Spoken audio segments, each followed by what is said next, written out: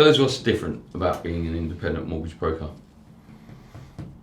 Being independent, as far as we're concerned, being independent is that we're not tied to any particular network or panel of lenders. You know, we're free to go to whoever we choose.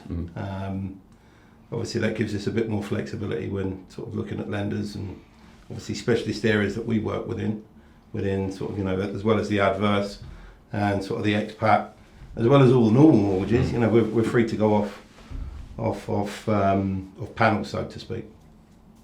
Dan, how does that benefit the client? Oh, you know, we see with clients where they've been to, for example, a mortgage broker based in the estate agency. Well, most of those only have a restricted panel of lenders, and they've not been able to help them, or you know, the deal they've been offered hasn't been particularly great. So, literally, as Darryl said, their customers coming to us really have got free rein, if you like. They've got access to everything. You know, we can look at all lenders, all options for the client, and make sure they do get the best deal. Have you found that, Michael, that we've been able to offer better deals to clients because we do have access to the whole market? Yeah, I think the beauty of it is we can look at everyone. So we can search the whole of the market, look at the best rates. If it's not a case where we're looking at rates, we can look at what fits the client best. So yeah, it's all about being able to look at the wider range of the market. Yeah. Cool. Okay. A lot of jargon involved in the mortgage world and the process. How do you think we deal with that, and how do you think we make it simpler for the client? Well, I talk a lot of jargon all day. No, I'm joking. I think we do simplify it. We don't take any client as an experienced buyer or remortgager. It is very much a case of we treat everybody the same.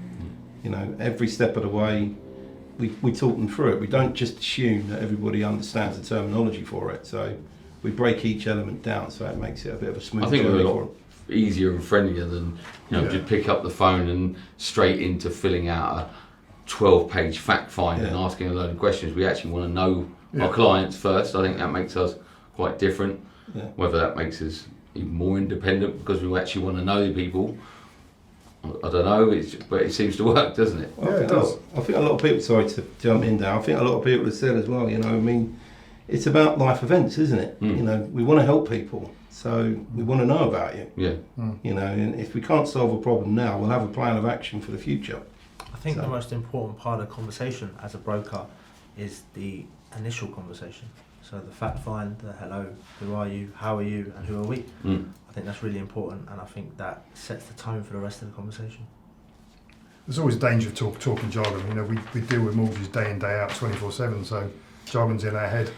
I think that's the trouble, especially when we are talking and you're going into one and stuff like. We all use it, but I think the key question or the thing that we tend to ask, does that make sense? Do you understand? I think, do you understand? You know, and we ask the clients that, and we, you know, taking note of it is important. Well, it seems that way for sure.